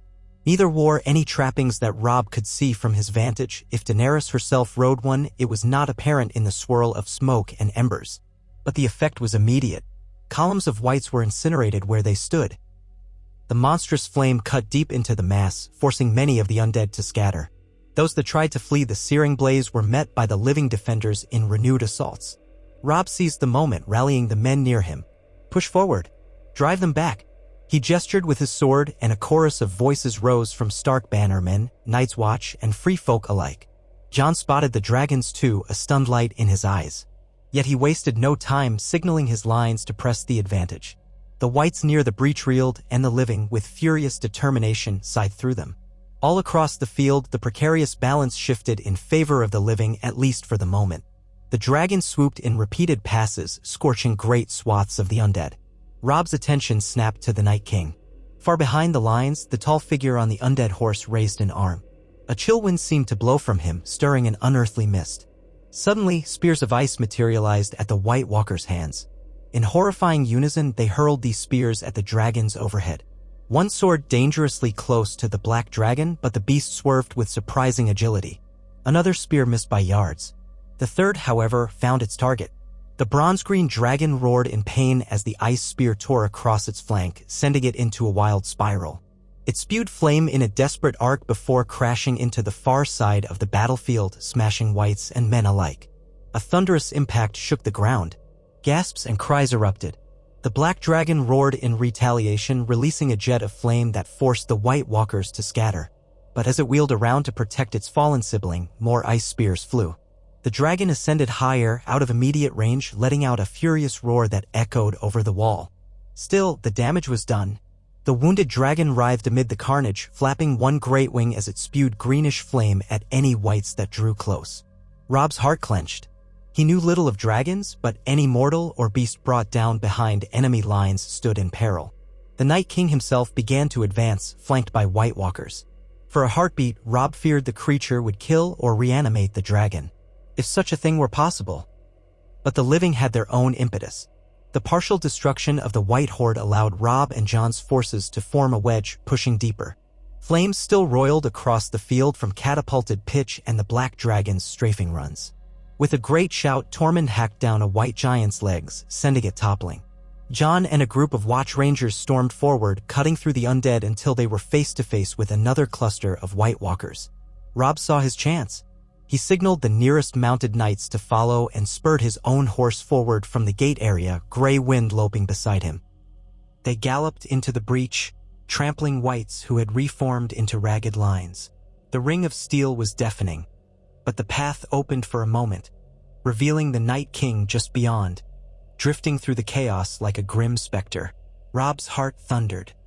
He could almost feel a crackle of magic in the air, as if the presence of that being threatened to freeze the blood in his veins. He urged his horse to charge, but the Night King lifted a hand. An invisible surge of cold struck them. The horse reared, screaming, eyes rolling white, and Robb was flung from the saddle. He crashed onto the churned snow, knocking the breath from his lungs. Gray wind bounded forward, snarling, only to recoil at a harsh glare from the Night King. Ice began to form on the direwolf's fur. Robb forced himself up, staggering, dragging in ragged breaths, and reached for his sword. The Night King stared down at him, expression unreadable, ancient malice shining in those frosty eyes. Robb gripped his sword hilt with numb fingers. The edges of his vision blurred from the impact. He braced himself, waiting for the strike that would end him. Then, out of nowhere, another figure crashed into the Night King from the side, Jon Snow, longclaw raised high. The Night King reacted with preternatural speed, parrying Jon's blow. Sparks flew where Valyrian steel met the unnatural ice blade. Jon attacked in a flurry, driving the Night King back a step. Robb, shaking off the shock, circled around, trying to flank this terrible foe. The ground was littered with the bodies of both living and dead. Each movement felt slower than it should, as if the chill weighed him down. The Night King glided through Jon's assault, parrying each strike with effortless grace. When Robb lunged from behind, aiming for the Night King's spine, the creature twisted, meeting Robb's blade in a jarring clash. Robb felt the vibration rattle his teeth, nearly ripping the sword from his grip. Between them, they tried to force an opening. Jon's Valyrian steel and Robb's dragonglass-infused blade struck again and again. The Night King remained eerily silent. Now and then, a slash of his ice weapon nearly gutted Jon or lopped off Robb's arm, but each time they barely evaded. Gray Wind snarled and harried from the flank, forcing the Night King to keep shifting. But an icy gust flung the direwolf back whenever he drew too close. Amid the swirling chaos, Whites lurched in, but the heat of the ongoing fires and the frantic defense of men-at-arms kept them from overwhelming the two brothers. Jon grit his teeth, his muscles trembling with the effort of meeting the Night King's supernatural strength. Robb tried a sweeping cut at the Night King's legs, but the being leapt back, landing with chilling poise on a mound of snow. Then it turned to Robb, sword raised. The blow came down with finality. Robb raised his shield, only for the ice blade to slice through the steel like parchment. The force threw him onto his back. Jon roared, lunging for the Night King's flank. Longclaw bit into the creature's side. A sound like splintering ice echoed, and for a moment the Night King seemed to falter. Its head whipped around, those cold eyes fixing on Jon with malevolent intensity. Jon pressed the advantage, driving Longclaw deeper. For a heartbeat, it seemed the ancient evil might fracture as lesser White Walkers did. But the Night King reached with an impossibly swift hand and seized Jon's wrist, twisting. Jon cried out, forced to his knees by an iron grip that threatened to snap bone. Robb, struggling to stand, realized Jon was trapped. Summoning every ounce of will, he hurled his battered shield aside and rushed forward, sword raised. Gray Wind, battered by the cold, still mustered a savage snarl and leapt at the Night King's back. The direwolf's jaws closed on an armored shoulder of ice, but the Night King barely reacted. With a flick of his sword arm, he sent Gray Wind tumbling. In that split second, Jon twisted free, rolling aside. Robb lunged in a downward arc, aiming for the Night King's head. Their blades met again, a thunderous collision that numbed Robb's entire arm. The Night King's eyes flared in that awful blue glow. Its free hand shot out, grabbing Robb by the throat. Pain flared as frigid cold flooded his skin. Frost crusted Robb's armor within heartbeats, a rime creeping across the plates. He felt consciousness slipping, the cold sinking into his lungs like shards of broken glass. He tried to struggle, but the Night King's strength was absolute. Jon, battered, came at the creature from behind, hacking at its arm. Longclaw carved a thin line in the icy flesh, and the grip on Robb's throat loosened enough for him to tear free, gasping for breath. The Night King spun, flinging an arm out to knock Jon away. Robb staggered, vision flickering, but he refused to collapse. This was their chance. If they let the Night King slip away, all was lost. He raised his sword again, ignoring the agony of every muscle. But the Night King pulled back, glancing skyward. Perhaps he sensed the black dragon's approach or the press of the living defenders around them. A cluster of White Walkers appeared at his side as if conjured from the swirling mists. The nearest one hurled an ice spear at Jon, forcing him to duck. Another advanced on Robb, blade raised. For an instant, the king in the north and the Lord Commander of the Night's Watch stood back to back, battered, ringed by these beings of living frost. Gray Wind prowled, snarling despite half his fur coated in ice. Yet from overhead came the roar of dragonfire. The black dragon descended in a torrent of flame, saturating the area. The White Walkers scattered. The Night King twisted away, shielded by an unnaturally thick swirl of frost that parted the flames. Robb and Jon dove aside, barely avoiding the scorching blast themselves. The ground erupted in a circle of flame, incinerating scores of Whites. By the time the inferno settled, the Night King was gone. Soot and flickering embers filled the air. The line of White Walkers that had surrounded them was broken, some destroyed by the dragon's fire, others vanished back into the swirling battle. Robb coughed, dragging himself to his feet. Jon looked equally shaken, cradling his twisted wrist. The black dragon soared up again, pivoting to search for its fallen kin. On all sides, Whites were still a threat, but the lines of the living had rallied, driving the undead into scattered pockets. Then a wave of white fog rippled across the field as though called by some dark sorcery. A keening sound rose, reminiscent of a winter gale through lonely mountains. In that shroud, the remains of the White Horde and the surviving White Walkers withdrew northward. The defenders, half-blinded by fog and smoke, couldn't mount a cohesive pursuit. Arrows flew into the haze, mostly missing their mark. Like that, the assault ended. The living stood panting, drenched in sweat, blood, and soot, gazing at a battlefield piled with corpses. The wounded moaned, some calling for mothers or wives. The black dragon roared overhead, searching for its injured sibling. The Night King had slipped through their grasp once more, taking with him countless Whites. But the living still held the wall. Broken though they were, survivors raised ragged cheers when they realized the White Walkers had pulled back. Men clasped arms fell to their knees in exhaustion or broke into sobs. It was victory in the narrowest sense, if anything could be called victory against an enemy that did not die in ordinary ways. Yet many found reason for hope in the sight of the retreating dead. They had dealt the others a blow, perhaps shown that even the unstoppable had limits. Robb sank onto a broken chunk of palisade, his breath coming in ragged gasps. Gray Wind limped to his side, whining softly. Robb stroked the direwolf's fur, feeling the sting of ice burns on his own neck. If John hadn't intervened, that frozen grip might have ended him. He glanced around until he spotted John, leaning against the tattered trunk of a siege engine. Robb forced himself up and stumbled to his brother, taking his arm to steady him. John grimaced, sweat mingling with grime on his brow. "Are you alive?" he rasped. Robb managed a shaky laugh. "Barely. You?" John looked down at his wrist, bruised and possibly broken. "Alive for now." They clasped arms, sharing a moment of silent relief. All around them, the living tried to comprehend what had just happened. Tormund hacked at a twitching white. Val rushed past, calling for help with the wounded. A handful of Black Brothers doused lingering fires and retrieved salvageable weapons. The bronze-green dragon still thrashed in the distance, protected by a circle of men who bravely fended off stray wights. The black dragon swooped in, curling protectively around its fallen kin. Amid the gloom, Robb gazed up at the draconic silhouettes. His heart hammered at the realization that Daenerys Targaryen, or at least her dragons, had arrived in the North's direst hour. If not for their fiery intervention, the battle might have ended in total annihilation. Yet it was clear that not even dragons were invincible against the Night King's power. "I need to see who commands those beasts," John muttered, echoing Robb's thoughts. "If they came once, perhaps they'll stay to help. Gods know we need that kind of fire." Robb nodded. "We should also tend to the wounded, gather the bodies of our fallen, and find some way to shield ourselves if the Night King returns." This was no final victory, just a reprieve.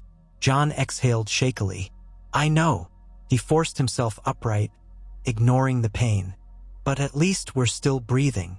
In the hours that followed, the living worked tirelessly in the swirling snow. They carried their fallen to pyres, ensuring none would be left to rise again. The field was a charnel house, thick with smoke, scorched earth, and heaps of partially burned whites. The battered lines converged to see if any of their missing friends or kin had survived. Manderley was found alive but gravely wounded. Several clan chiefs had fallen. Glover and a portion of his knights had survived, though they'd lost half their men. Among the free folk, entire families had been extinguished. The Night's Watch, already few in number, was drastically reduced. Yet they had endured. Fires glowed in a circle around the field, the living forming a barrier of warmth in the face of bitter cold. Snow began to fall again, gentle flakes drifting down to settle on ruined armor and twisted limbs. Robb helped with the grisly tasks, carrying bodies, offering what comfort he could to the survivors. He kept an eye out for Gray Wind, refusing to lose the direwolf in this sea of death. The beast remained close, panting heavily, his fur matted with gore. By the time the sky darkened, men were lighting torches near the injured dragon. The black dragon crouched nearby, letting out thunderous growls whenever anyone ventured too close. Rumors spread. Some said Daenerys Targaryen herself had been riding one of the dragons and had been unhorsed in the chaos. Others claimed no human rider was present. Robb decided they had to find answers.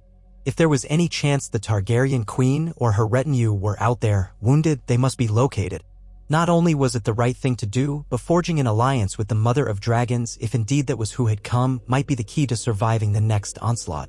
John, his wrist hastily bound, joined Robb near the edge of the field. A group of Black Brothers trailed them, as well as a handful of Stark men carrying lanterns. The bronze-green dragon lay in a crater of scorched earth, massive flanks rising and falling in labored breath. Its hide gleamed with a slick of dark blood. The black dragon stood sentinel, hissing whenever anyone stepped close. Cautiously, John called out, "We mean no harm. Let us help." The black dragon eyed them, nostrils flaring. Robb could sense the raw intelligence behind that stare. Flames danced in its throat, a threat of immediate incineration. But the creature seemed hesitant to strike. Perhaps it understood they were not enemies, or perhaps it was too concerned for its companion to risk a fight with the entire camp. Val approached, unarmed, her hands raised. She spoke softly as she might to a frightened horse, though the words were lost in the wind. The black dragon rumbled, shifting its position to shield the wounded one.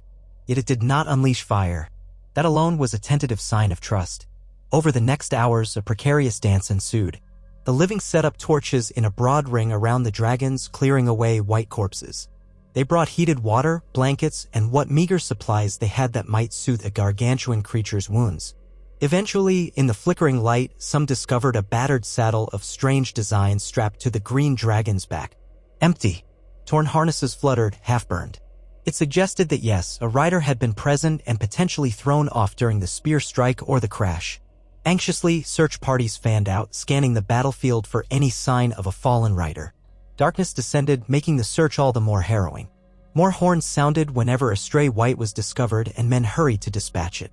Robb moved among them, ignoring his exhaustion, determined to find whoever might be alive in that frozen wasteland. John did likewise. At last, near midnight, one of the free folk shouted. Robb and John rushed over, swords drawn, to find a figure half buried under fallen beams of a crushed catapult. The thick snow had begun to cover the body, but a glimmer of white blonde hair showed beneath twisted wreckage. A moan escaped the lips of the injured. Carefully, they cleared debris. It was a woman, slender, clad in charred leathers. Her hair, nearly the color of moonlight, was darkened with soot and caked with blood. She clutched a gash in her side, her breathing shallow.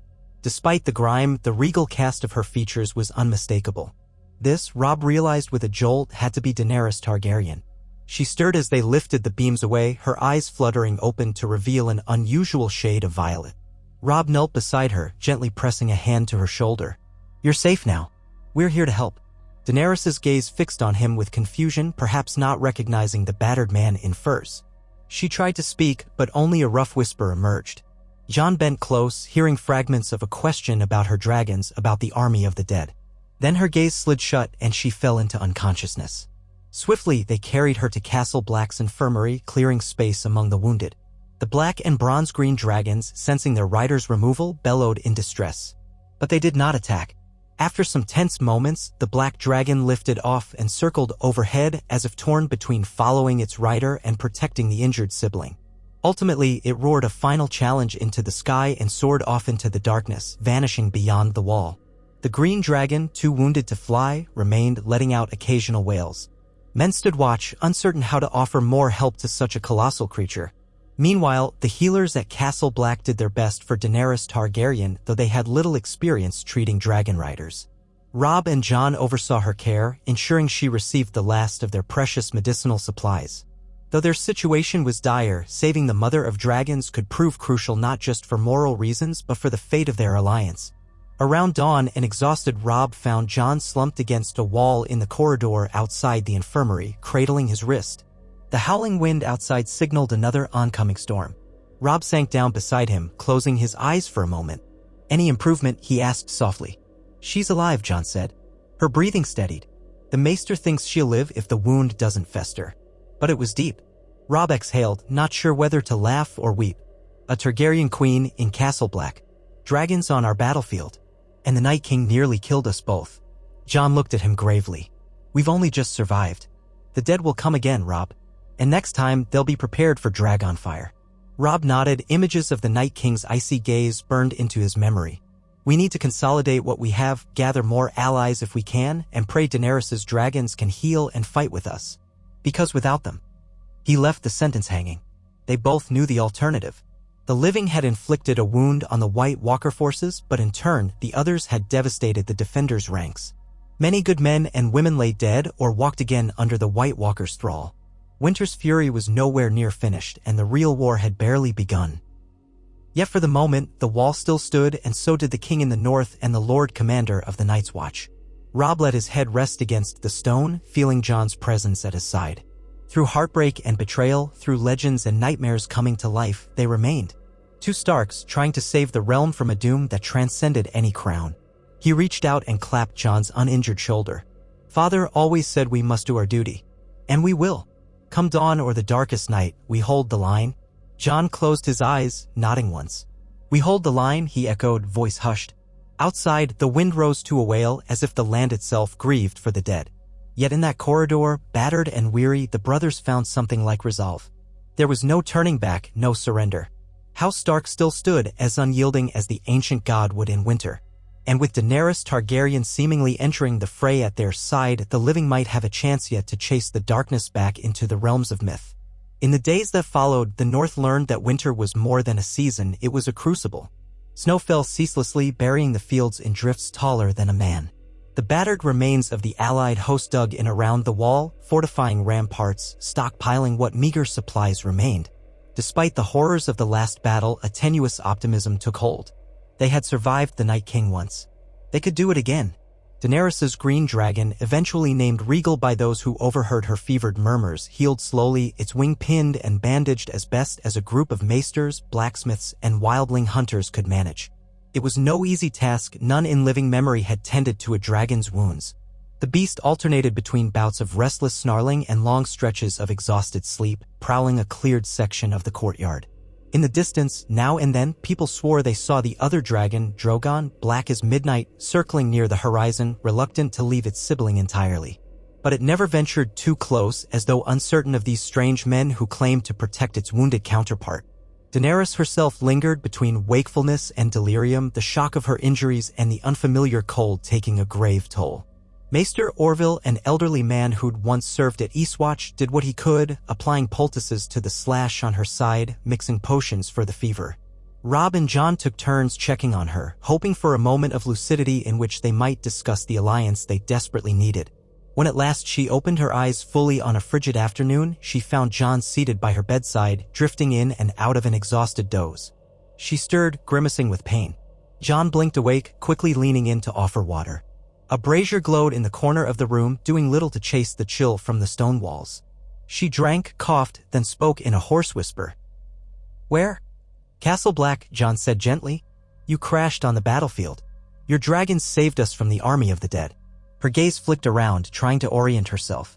Her hair had been washed of some of the blood and soot, but her face was still pale. "I came north. I heard of the threat. But I didn't expect it to be so vast." Jon exchanged a glance with Robb, who stood quietly at the edge of the chamber. Robb stepped forward. "Your Grace, I'm Robb Stark, King in the North. We are in your debt for your timely intervention. Without your dragons, I fear the dead might have overrun us." She fixed her violet eyes on him, blinking as though uncertain if she believed what she heard. "Robb Stark," she closed her eyes momentarily. "I heard rumors that the King in the North had died at the Twins." Robb gave a wry smile. "Almost. I was spared by a handful of loyal men. I've since reclaimed the North with the help of my brother, Jon Snow, Lord Commander of the Night's Watch." He inclined his head toward Jon, who nodded. "We fight for the living. And it seems we fight on the same side." Daenerys's throat worked as she swallowed, absorbing this revelation. She breathed in, wincing at the pain. "And my dragons?" "Regal was wounded by an ice spear," Jon said, "but he's alive, healing as best we can manage. Drogon, we believe he's still nearby, though he won't let our men approach. Likely searching for you." Daenerys shut her eyes in relief, tears glinting on her lashes. "Thank you," she whispered. "I had to come, needed to see the threat with my own eyes. I couldn't allow the dead to sweep across the realm while I fought for a throne. The living come first." "That they do," Robb agreed quietly. "And we'll need your help. The Night King may return at any time in greater force." Jon gestured to the thick furs covering her. "Rest now. You're safe here, as safe as any place in Westeros can be. When you're stronger, we'll discuss our next move." Her eyes darted between them, reflecting the flickering brazier light. "I came as a conqueror once," she said softly, "but now I see we must be allies if we hope to save the world.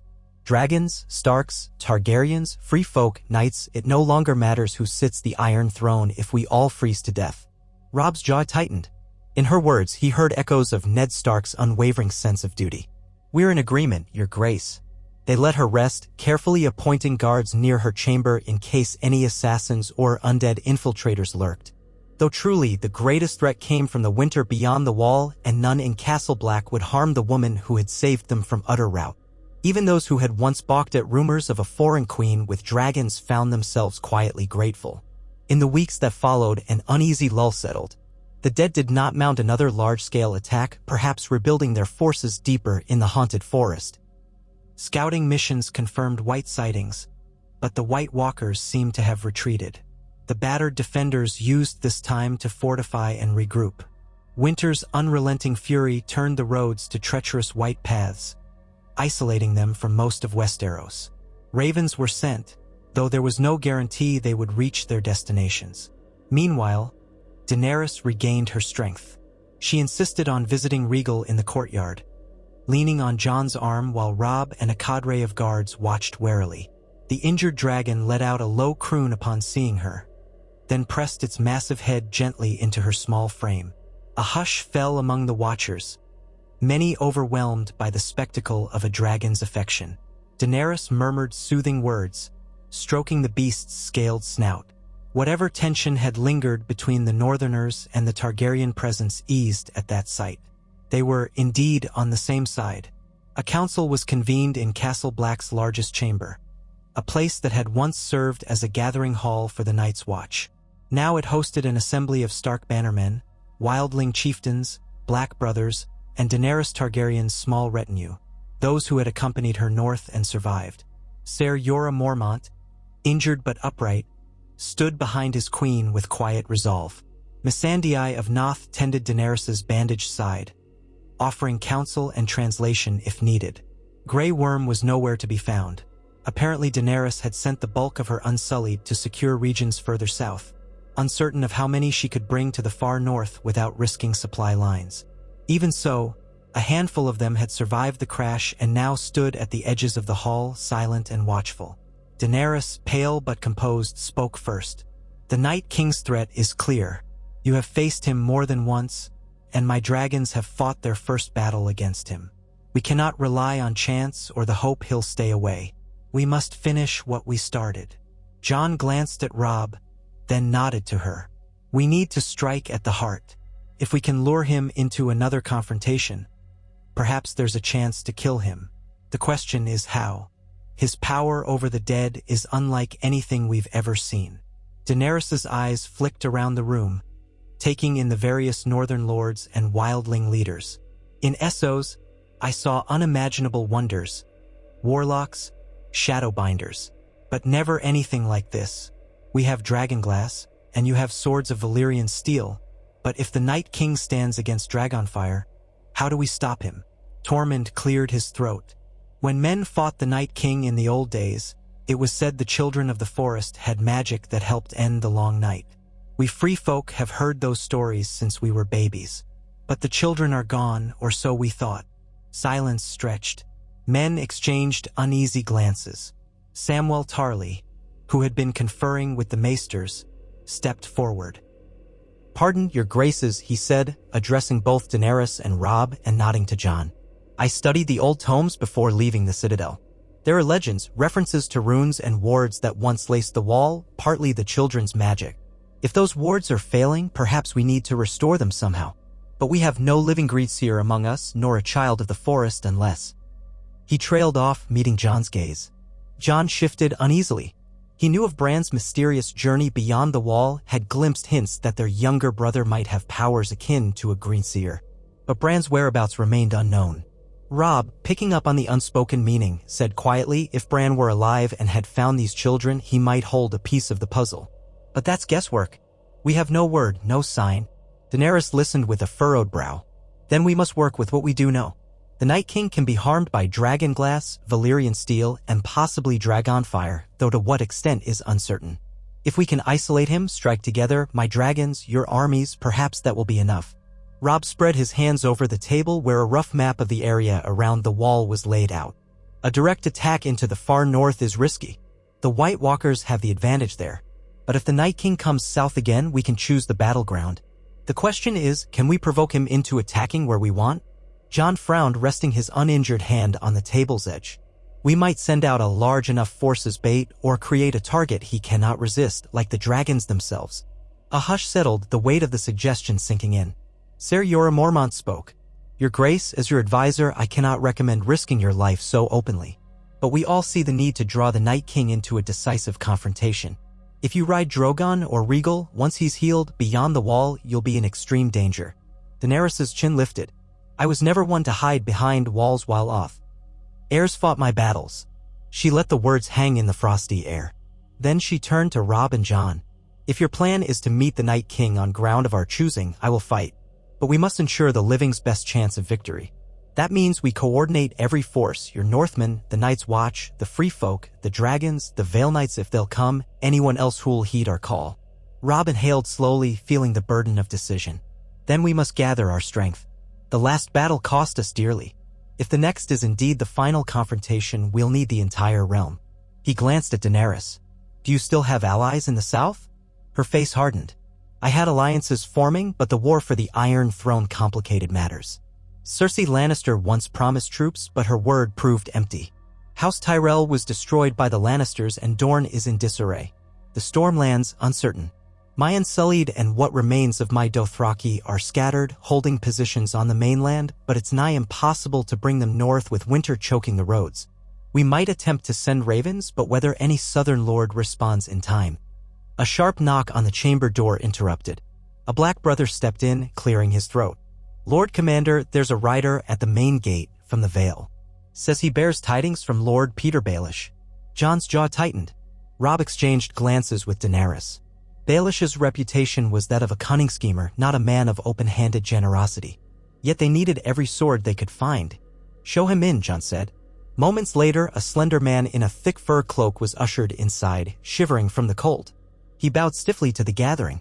My lords, your grace. His gaze flicked uncertainly to Daenerys, then to Robb. I bring word from Lord Protector Baelish of the Vale. He expresses concern for the realm's safety and extends an offer. The Knights of the Vale will march north in greater numbers if King Robb Stark publicly acknowledges Robert Arryn as rightful overlord of the Vale and if certain financial accommodations are arranged. He paused. He also demands that the Vale's neutrality in southern conflicts be respected. A hush, tense as a drawn bowstring, fell. Some in the hall bristled at the notion of bargaining in the face of the apocalypse. Tormund rolled his eyes and muttered something about southern kneelers and their gold. Daenerys' lips tightened, clearly unimpressed. Robb swallowed back frustration. We do not have time for petty negotiations. The dead will not wait for little lords to count their coins. If Baelish truly cares for the realm, he should send his troops without condition. The messenger stiffened. Lord Baelish has duties to the Vale. He cannot risk his knights lightly. He requires assurances. Jon's voice was cold. The only assurance he'll have if he does not aid us is that everyone dies, including him. The messenger paled but did not relent. I am only relaying his conditions. Robb closed his eyes, feeling a wave of weariness. The living needed unity, but the old world's intrigues would not simply vanish. Even in the face of extinction, some men insisted on playing the Game of Thrones. He recalled the heartbreak of the Red Wedding, how so-called alliances and demands had led to betrayal. Part of him wanted to reject Baelish outright, but the rational side knew how desperately they needed the Vale's knights. They were among the best heavy cavalry in Westeros, trained to fight in mountainous terrain. At last, he spoke, voice hoarse. Tell your lord we agree to fair concessions, so long as the Vale rides north immediately. We do not have the luxury for a formal treaty. But if he stands with us now, we will recognize Robert Arryn's authority in the Vale and respect your neutrality in the south, provided the Vale recognizes my authority as king in the north. There is no realm to squabble over if we lose to the dead. The messenger nodded, seeming somewhat relieved. I will return with your reply at once, your grace. Lord Baelish awaits. As the man departed, Daenerys regarded Robb curiously. You'd bargain with a man you can't trust? Robb sighed. I'll bargain with the stranger himself if it means more swords against the dead. But I'll keep a wary eye on Baelish. If I've learned anything, it's that men who scheme for gold or power are as dangerous as any mortal enemy. A murmur of agreement swept the chamber. Then the conversation returned to strategy. How to station watchers along the King's Road, how best to shelter new arrivals from the Vale or the Riverlands, how to keep Dragonglass production going with limited resources. In the next weeks, a slow trickle of Vale Knights arrived under the banners of House Royce and others less loyal to Baelish's manipulations. Their presence bolstered morale, though the roads were nearly impassable with snow. Rumors said that Baelish himself lingered in the south, meddling in uncertain power plays, but at least some of his men now stood at the living side. Supplies remained a critical concern, with the farmland buried in frost, but the Vale Knights brought storehouses of grains and salted meats. For a time, they would not starve. Meanwhile, Daenerys' bond with Rhaegal strengthened as the dragon's wounds began to mend. Each day, the creature regained a bit more vigor, flapping its wings experimentally, sending gusts of air across the courtyard that nearly knocked men off their feet. Drogon sometimes appeared, circling overhead like a watchful shadow. Yet the bitter cold made the dragons restless, and Daenerys' health, though improved, suffered whenever she ventured outside for too long. Accustomed to the warmer climes of Essos, she wore thick furs lent by the Northerners, but even then the winter bit deep. She and Robb spoke often, exchanging knowledge about each other's pasts. She listened solemnly to the tale of the Red Wedding, how Walder Frey and Roose Bolton had betrayed the hospitality of House Stark.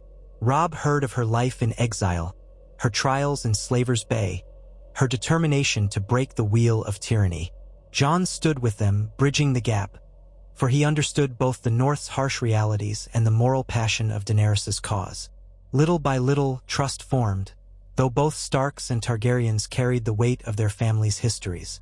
And always, the threat of the Night King hung like a sword over their heads. The dead lurked beyond the wall, biding their time. Scouts rarely ventured now, for too many had vanished in the swirling snow. Once in a while, a horse would return riderless, eyes wide and rolling with terror. The watchers on the ramparts glimpsed movements in the distant tree line but could not confirm numbers. The entire fortress braced for the moment when the others would strike again. After a moon's turn, Daenerys deemed Rhaegal well enough for a test flight. The hush that fell over Castle Black was palpable. Soldiers, wildlings, and Black brothers alike crowded to see. She mounted the dragon in the courtyard, wearing thick gloves and a fur-lined hood. Rhaegal let out a long roar, tested his wings, and slowly rose in a flurry of snow and swirling wind. Men shielded their faces from the gust, cheering tentatively. The dragon circled above the keep, flapping heavily but managing to stay aloft. Drogon appeared from nowhere, gliding beside his sibling in a moment of draconic reunion that stirred awe in every witness. When Daenerys guided Rhaegal back down, her cheeks were flushed with cold, her lips set in a fierce line of determination. She dismounted stiffly but held her head high. Robb stepped forward, offering assistance if she needed it. She brushed a stray lock of silver hair from her face and said, "They'll be ready to fight again soon. We mustn't wait too long. The longer we give the Night King, the more corpses he gathers." Robb nodded. "We have the Vale Knights now. More from the Riverlands are said to be on the way. But the supply lines, we can't hold out indefinitely. If we are to strike, better to do it before we starve or freeze." Jon's dark eyes reflected the gravity of that choice. Once we march beyond the wall, we risk being cut off from safety, from supplies. We do have the advantage of dragonfire.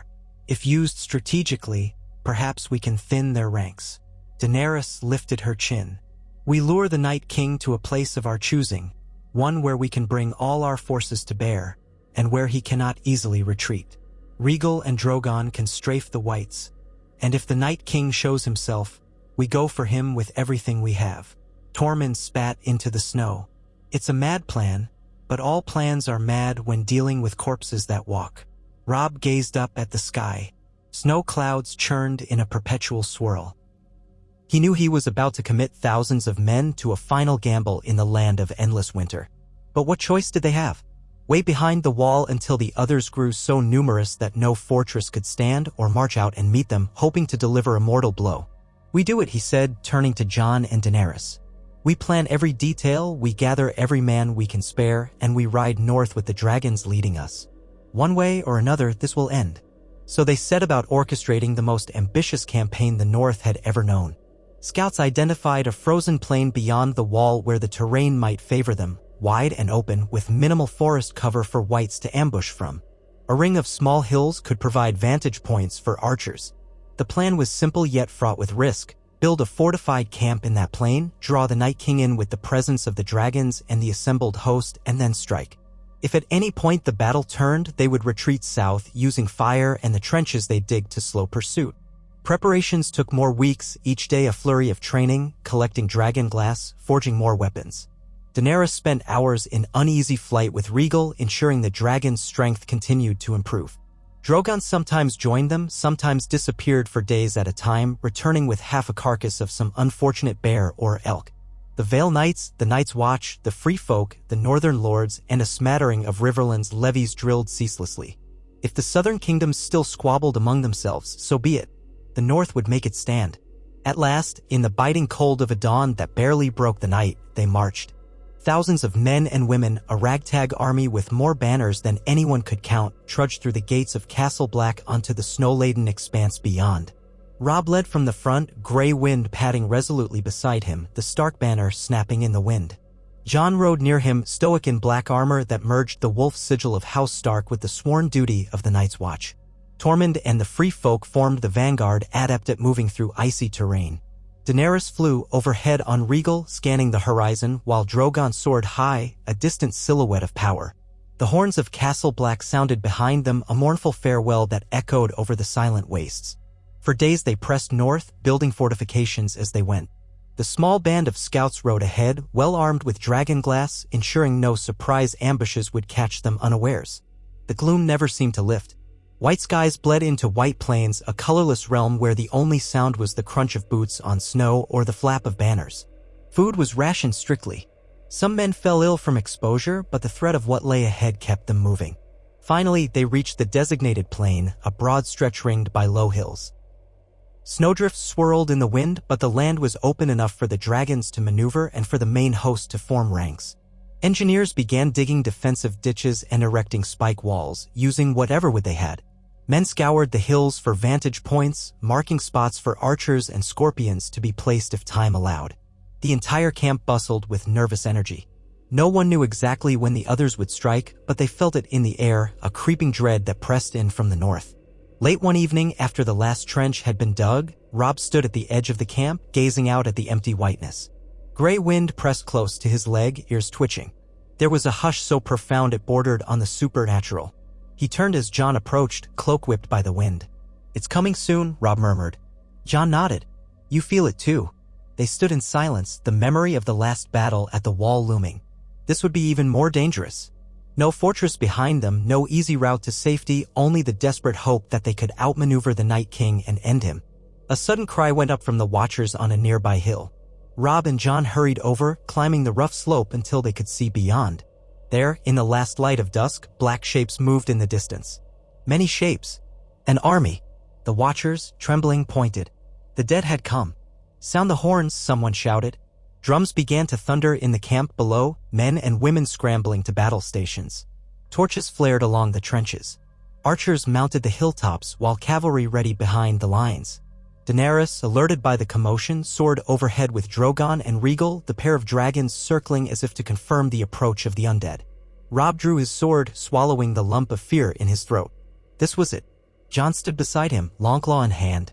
All around them, the North's combined might formed up, grim, resolute, determined not to yield. The wind picked up and the temperature seemed to plummet even further. A flicker of movement along the horizon suggested White Walkers at the head of that force, their icy eyes gleaming in the waning light. Among them, a figure astride a dead horse, tall, foreboding, crowned by horns of ice. The Night King had come. Amid the tense hush, Robb heard the faintest sound, Grey Wind's low growl. He set his jaw. Eddard Stark once told him that the only way to face fear is to look it in the eyes and stand firm. So he would.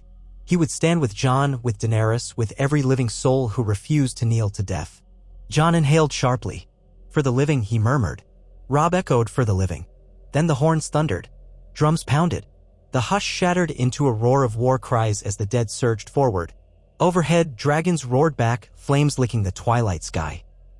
The final confrontation began, the last gamble of House Stark, House Targaryen, the Night's Watch, the Free Folk, the Vale Knights, and every soul who had chosen life over despair.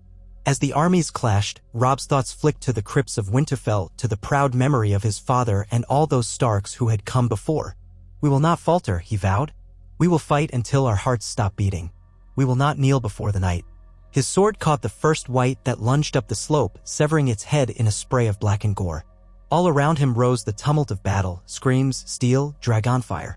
Jon was there, unstoppable as a winter storm, longclaw slicing undead flesh. Daenerys' dragons strafed the lines, scorching whites by the hundred. Yet the Night King still lurked at the rear, flanked by his White Walkers, waiting. Robb understood that the true test was yet to come. And so they fought, the living against the dead, in the heart of a winter that refused to relent. Snow whipped around them, blood stained the drifts, and hope burned in hearts that refused to surrender. For if House Stark had taught the world anything, it was that no winter, no matter how cruel, lasted forever, and as long as a single ember of courage endured, the dawn would come.